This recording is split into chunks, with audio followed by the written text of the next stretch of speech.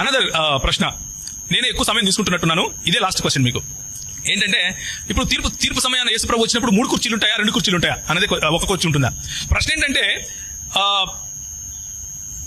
హిందీలో చెప్తాను, బిన్ పెందేకా లోటా అని విన్నారు ఎప్పుడన్నా? అంటే కూర్చోడానికి వెనకాల సీట్ ఉండాలి, దేవునికి సీట్ ఉంటుందా? ఏం మాట్లాడుతున్నారు మీరు అన్న క్వశ్చన్ వేయండి. అదైనా సింహాసనము అని ఏ మాట అయితే చెప్పారో అది లిటరల్ గా ఉన్నటువంటి సింహాసనం ఖురాన్లో ఉంది, బైబిల్లో లేదు.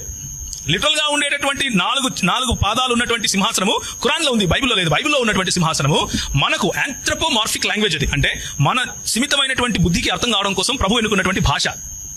అంతేకాని నిజంగానే ఆడ ఒక సింహాసనం ఉంటుంది, ఆయన కూర్చొని ఉంటాడు, పక్కన వచ్చి వాళ్ళు వాగుతూ ఉంటారు, లేకపోతే దాన్ని ఏమంటారు ఇసురుతూ ఉంటారు, చెమటలు పడతా ఉంటాయి ఆయనకి అని కాదు. అది మనకు అర్థం కావడం కోసం బైబిల్లో వాడినటువంటి భాష.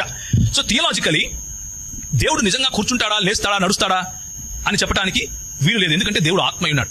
దేవుడు ఆత్మ ఉన్నాడు కనుక ఆయన ఆరాధించేవారు ఆత్మతోనూ సత్యముతోనూ ఆరాధించవలను అన్న సత్యము మన ప్రభు అయిన యేసు మనకు తెలియజేశాడు కదా.